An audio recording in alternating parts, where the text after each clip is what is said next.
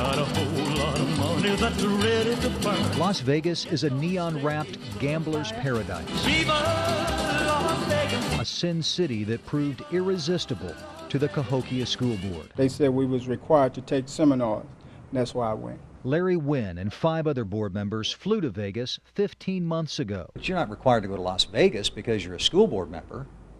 It's required to have seminars. That's what I went for, that particular seminar. Joining Wynn in Vegas were board members Willie Baxton, Yvette McFadden, Peggy Shelton, Mary Ann Spicer, and Linda Stoltz. The only board member who didn't go was Rich Sauget. According to the sponsor, the event wasn't intended for board members. Instead, it was designed by practitioners for practitioners, which meant teachers, administrators, and district staff, so they could strengthen their high school redesign efforts. The 4-day-long trip cost taxpayers $10,612. You could have gone to a seminar almost anywhere. I went to Las Vegas. The Vegas conference was just the beginning. 5 months later, 6 board members spent several days in Chicago attending the Illinois School Board Convention. That cost taxpayers $8,862. Mary Ann Spicer is the board president. At a time when Illinois still owes you almost $2.5 million for last year's budget, there are people that might look at this and consider this unnecessary spending. I don't think so. I mean, I have gained a lot of knowledge from attending these classes. 2 months after the state convention in Chicago, board member Linda Stoltz went to a conference in Phoenix at a cost of $2,565.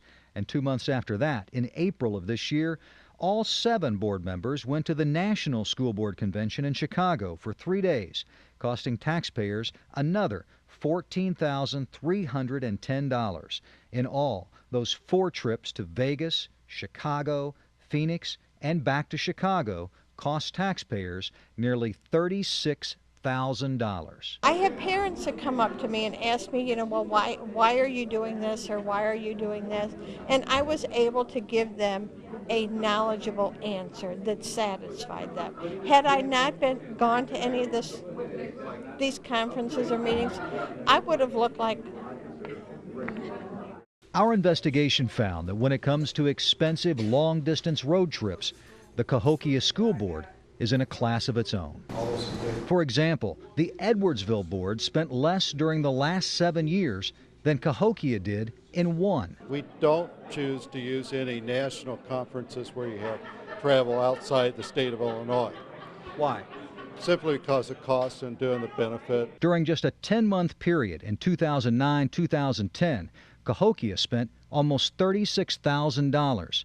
During the last fiscal year, the Edwardsville district spent $4,100. Parkway, one of the biggest and wealthiest in Missouri, spent $3,600.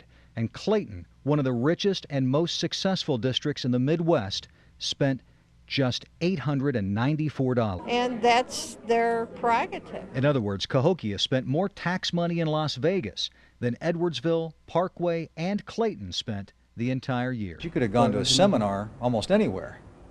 I went to Las Vegas.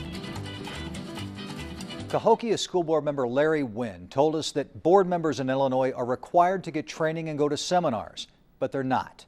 When we first requested travel records for the Cahokia School Board, the district failed to tell us about the trip to Vegas, apparently hoping what happened in Las Vegas would stay in Las Vegas.